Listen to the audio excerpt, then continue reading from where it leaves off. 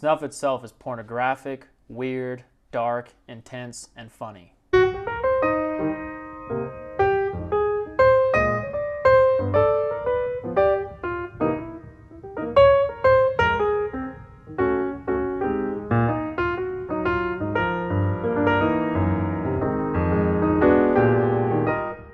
Hello everyone, welcome to Read the Right Thing Book Reviews. I'm Eric. As always, thank you for tuning in. Chuck Palahniuk is an American author most famous for Fight Club. He grew up in a mobile home in Burbank, Washington, and his parents divorced when he was just a child, so he was sent to live with his paternal grandparents. I read that his father remarried a girlfriend, but the couple was tragically murdered by the girlfriend's ex-husband. Chuck Palahniuk studied journalism in college, but before he became an author or a writer, he worked as a diesel mechanic while he began to write in his mid-30s. His early work failed to gain traction, mostly because of the disturbing content that he's well known for today. Instead of acquiesce, Palahniuk doubled down on the deranged style and stories. A short story was published that would go on to become Fight Club. Fight Club wasn't this hit success off the bat. It took some momentum and it took a while to gain some traction. Fight Club was slow to gain success, but once it did, it really took off. The movie itself, starring Brad Pitt and Edward Norton, also wasn't successful in its main theatrical run. Once it was released on DVD, it really gained a cult following and then took off and became more successful. And the success of the movie catapulted the success of the book as well. So far, the only two novels I've read by Chuck Palahniuk are Fight Club, and then this one I'm reviewing today, Snuff. I have read some of his short stories, like the famous Guts, and no, I didn't faint, but yes, it was disgusting. While I was in the middle of Snuff, I decided to take it, like I often do, to just a restaurant and maybe read a little while I get a sandwich, and I realized that was a mistake as I quickly became grossed out. I think I made it about a page while I was eating my sandwich and reading, and then I just became grossed out and decided I'm probably good reading Palahniuk while eating lunch. I would characterize Chuck Palahniuk by his style of dark humor, horror comedy, and his unrelenting urge to make the reader uncomfortable. Snuff itself is pornographic, weird, dark, intense, and funny. And after reading some of the reviews, I think you'll either love it or you'll hate it. Chuck Palahniuk reminds me of the lyric from the Eminem song, The Real Slim Shady. You know, the one that goes, I'm like a head trip to listen to, 'cause I'm only giving you things you joke about with your friends inside your living room. Yeah, Chuck Palahniuk, he only writes and publishes stuff that you would joke about with your closest friends. The only difference is Chuck has the balls to write it and to publish it. Snuff is a body fiction tale about an aging adult porno actress named Cassie Wright. Cassie Wright has decided to end her career and really go out with a bang. Literally a gangbang. She sets out to break the world record for a gangbang, for serial fornication on camera by having sex with 600 men. And going out, of course, means her career, but it also might mean her life, as everyone involved kind of hints that she could possibly die during this film. And this story is made up, it all comes from Palahniuk's head, but it could also be true. There have been attempts at doing numbers like this, not quite 600, but in the hundreds. And these other films were the main inspiration for this story. Although Cassie Wright is the main centerpiece of this book, she's not really a character. The story unfolds through 4 different characters, and 3 of the characters are just given numbers. There's Mr. 600, Mr. 72, and Mr. 137. The other main character is Shayla, who is Cassie Wright's assistant. Though these 4 characters are all in the story because of Cassie Wright, the book never indulges in Cassie Wright's perspective. The characters, and the audience for that matter, project their own desires on Cassie, much like people do with real actors, both pornographic and in standard film. Each point of view is an individual and interesting perspective. Each man, Mr. 600, 72, and 137, eagerly wait backstage for their turn with Cassie, while Shayla does her best to control the shoot. Backstage is a wild scene with hundreds of men lounging around in their underwear, eating junk food and taking Viagra. To get into who these characters are, Mr. 600 is a famous male porn star who has starred often alongside Cassie. They even show films backstage to kind of act as a warm-up, I guess, and Mr. 600 is in the majority of them. He's there as a favor, or at least he thinks, to his co-star Cassie. After all, he was also the one to really bring her into the business. Mr. 72 is where it gets kind of weird. He's the possible son of Cassie Wright. You see, Cassie gave up a child for adoption around the same time Mr. 72 was born. At the shoot, he has a bouquet of roses and he wears a crucifix around his neck. His life flipped, really flipped, when his adopted parents walked in on him pleasuring himself to one of Cassie's films, and they let him know that that could possibly be his mother. So yeah, it's pretty weird. Mr. 137 is an aging TV star. His career abruptly ended when he was caught unexpectedly on tape in a gay gangbang. Now he has hatched this plan to kind of bring his career back, and he hopes that if he's caught in a straight gangbang, it will revitalize his career. Each character, every guy, is pathetically creepy and has a different motive. Weighing down on them is this ever-present clock ticking away the minutes of when they will get their turn. Only they're not sure if it could happen now or in an hour. There is this tense unknowingness as to when they will be called to perform. Will they be ready? Will they get what they want or need? Or will they just blow it? Before I get to the rest of my review, please hit that like button. It would get this video out to more people like you who would enjoy it. I would really appreciate it. Now back to the review. I think the main hang-up that most people have with this book is that it is pornographic and perverted. Pornography is an interesting topic, or lens, to me at least, and you can see it also is to others. If you're going to tell a story through pornography, it's going to look at the worst of our culture, a dirty industry that is often glossed over with a fake, glamorous veneer. There have been other movies and TV shows about prostitution, crime, pop culture, and pornography. There's been Paul Thomas Anderson's Boogie Nights, which traces a young man as he becomes a porn star. There was this recent show on HBO called The Deuce, which follows prostitution in gritty Times Square and the commercialization of pornography in the 70s and 80s in New York City. And there are also countless other films, TV shows, and documentaries analyzing the history and the culture of America and pornography. However, I haven't seen many famous authors such as Chuck Palahniuk tackle this subject in the form of a novel.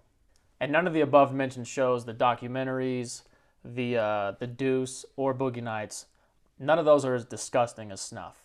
Those shows, they all analyze pornography in the past, the 60s, 70s, and 80s, and maybe even into the 90s. They try to make sense of how it evolved and became what it is today, while Snuff is about pornography in the present, and it obsesses over the disgusting nature of what it is probably like to be on the set of a pornographic film. And also, pornography now is much different than the 70s and 80s. And we've seen shows analyze this, from patrons having to go to theaters, to these little nickel slideshows, to VHS, to DVD, and now online. Nowadays, it's even more hardcore and outrageous, and it's even easier to come by. And I found a couple interviews that I will link to in the description. One is written, one is a book talk on YouTube that I will link to, that are very interesting to take a look at. When asked what he thinks about pornography or if he enjoys it, Palahniuk says he enjoys it just for like a comfort type thing. He knows it will end the same way every time. He compares it to his grandma and how she enjoys the romance novels. There's a beginning, there's a middle, and usually you know exactly how it's going to finish. But the most interesting thing he said in these interviews about pornography is he calls pornography the great trivializer. In this interview he says, pornography so completely trivializes the events that are used as its context. In a culture, horrible things happen. And then we have to talk about these things for decades and decades in order to kind of assimilate or come to terms with them. Things like the sinking of the Titanic or 9/11. We have to tell these stories until we've used them up or are even kind of bored of them. And porn is kind of the last station in that process. I love the fact that when I was doing research, I found at least half a dozen porn movies that use the sinking of the Titanic as their premise. We've hit an iceberg, everybody fuck. And it really is a sign that as a culture, we are really sort of accepting a tragedy if we can eventually turn it into the premise of a porn movie. That's really fascinating too. Porn is the ultimate trivialization of real events. In the book Snuff, Chuck Palahniuk predicts a day where some director will make a porno about the Columbine massacre, which would be absolutely insane because it would be involving minors, it would be involving that terrible tragedy, and it just seems like it'd be in completely bad taste. But Palahniuk writes that the release of the Columbine porn parody will mean the nation has finally healed from the scars. So that's what he means by calling pornography the great trivialization. I'm sure there are already films trivializing and depicting the pandemic. The internet has sped up this process of trivializing certain events and certain things. I remember a professor said something similar, not about pornography, but about holidays and these big promotional sales that companies do. There have already been 9/11 sales. I remember seeing a video for a mattress store doing a 9/11 special for twin mattresses. However, that commercial caught a lot of flack, probably signaling that America has not yet healed from those scars. But who knows, maybe in the future, 9/11 day sales will be common. The book Snuff seems to be intent on just shocking the reader. Palahniuk has stated his intent in the interview, but I didn't really gather that that was his intent while I was reading the book. Fight Club and other Palahniuk novels have these redeeming qualities because they really say something about society. And I'm not sure if Snuff does that. I may need to read it again after reading this interview. But like I said, as I was reading it, I didn't really gather that he was making that commentary about pornography trivializing American events. But I do know that this book was very entertaining and it does a very good job at just plain shocking the reader. I read many reviews, both on Goodreads and other reviews, that were disappointed in Palahniuk's failed attempt to say something beyond just the shocking and vulgar. But after reading that interview, I think there is an extra commentary on society here. I think I may have just missed it. It's just so hard to see between the dirty jokes and gross descriptions of genitalia and sex. You know, when it's right there, it's kind of in your face, it's hard to see anything else. It reminds me of college literature courses where you try to break down and understand the intent of the author. Some of my professors, they argued that it isn't the author's job to convey intent, it's the reader's. And also, you can never really know the author's intent or not unless they blatantly come out and say it, which most do not. I'm not sure if Chuck Palahniuk really was trying to make a larger commentary on American society through this pornographic story, or if he just set out to write an entertaining, disgusting, revolting story. If that were the case, I would say he succeeded. In the interview I already mentioned, Palahniuk said while he was workshopping this book, he would bring in chapters, and in his workshop it was just him and the rest were women, which I thought was really interesting. But Palahniuk said the women would laugh, sometimes be stunned, and they even offered him advice and encouraged him to take it even further. They encouraged him to have a female presence, and that's where the character of Shayla comes in. I'm glad that writers like Chuck Palahniuk continue to push this envelope, and I hope he and others keep writing absurd, gross, and enthralling stories. I think it's good to push yourselves a little bit.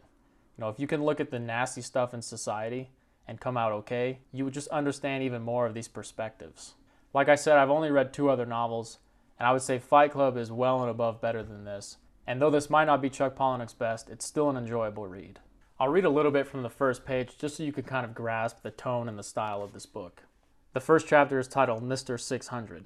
One dude stood tall all afternoon at the buffet wearing just his boxers, licking the orange dust off barbecued potato chips. Next to him, a dude was scooping into the onion dip and licking the dip off the chip. The same soggy chip, scoop after scoop.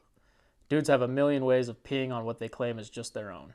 For craft services, we're talking 2 folding tables piled with open bags of store-brand corn chips and canned sodas. Dudes getting called back to do their bit.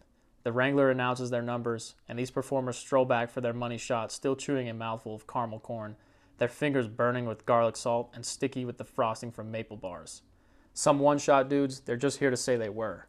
Us veterans, we're here for the FaceTime and to do Cassie a favor. Help her one more dig towards that world record, to witness history. I myself, I particularly enjoy stories that look at this side of American society. I enjoyed The Deuce, I enjoyed Boogie Nights, and I find it really fascinating to analyze American society through the history and through the culture of pornography. However, I would say if that completely revolts you, then I would steer away from this book. But even if you have the slight bit of interest, I would say check this out. So that was my review of Snuff by Chuck Palahniuk. I hope you found it helpful. Let me know what you thought in the comments. If you could hit that like and subscribe button, I would really appreciate it. And once again, thanks for tuning in.